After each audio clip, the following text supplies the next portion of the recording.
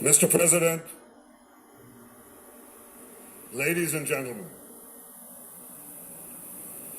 I didn't intend to come here this year. My country is at war, fighting for its life. But after I heard the lies and slanders leveled at my country by many of the speakers at this podium, I decided to come here and set the record straight.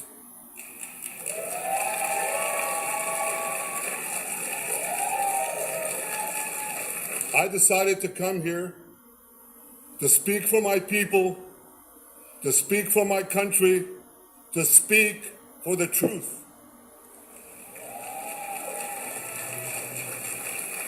And here's the truth. Israel seeks peace. Israel yearns for peace. Israel has made peace and will make peace again.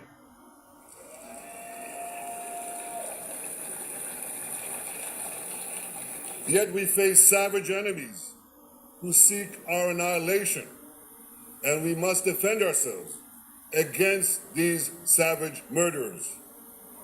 Our enemies seek not only to destroy us, they seek to destroy our common civilization and return all of us to a dark age of tyranny and terror.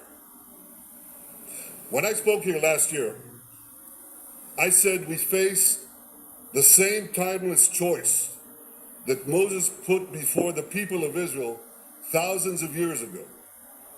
As we were about to enter the Promised Land, Moses told us that our actions will determine whether we bequeath to future generations a blessing or a curse. And that is the choice we face today. The curse of Iran's unremitting aggression, or the blessing of a historic reconciliation between Arab and Jew. In the days that followed that speech, the blessing I spoke of came into sharper focus. A normalization deal between Saudi Arabia and Israel seemed closer than ever. But then came the curse of October 7th.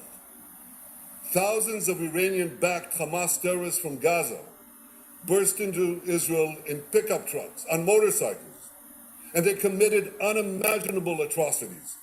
They savagely murdered 1,200 people. They raped and mutilated women. They beheaded men. They burnt babies alive. They burnt entire families alive, babies, children, parents, grandparents, in scenes reminiscent of the Nazi Holocaust. Hamas kidnapped 251 people from dozens of different countries, dragging them into the dungeons of Gaza. Israel has brought home 154 of these hostages, including 117 who returned alive. I want to assure you, we will not rest until the remaining hostages are brought home too.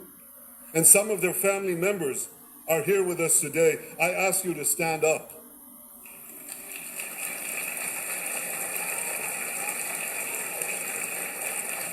With us is Eli Stevie, whose son Idan was abducted from the Nova Music Festival. That was his crime.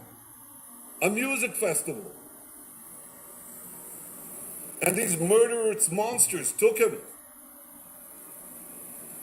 Kobe Smirno, whose son Jonathan was murdered, and his corpse was taken into the dungeons, into the terror tunnels of Gaza. A corpse held hostage.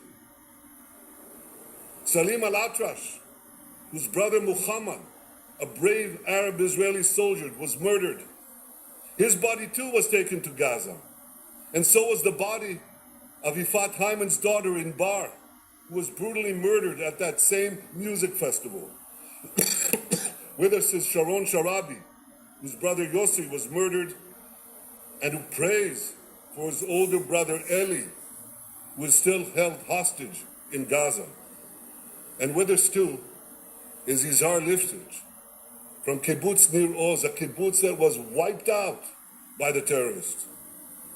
Thankfully, we achieved the release of his mother Yocheved, but his father Oded is still languishing in an underground terrorist hell of Hamas. I again promise you, we will return your loved ones home. We will not spare that effort until this holy mission is accomplished.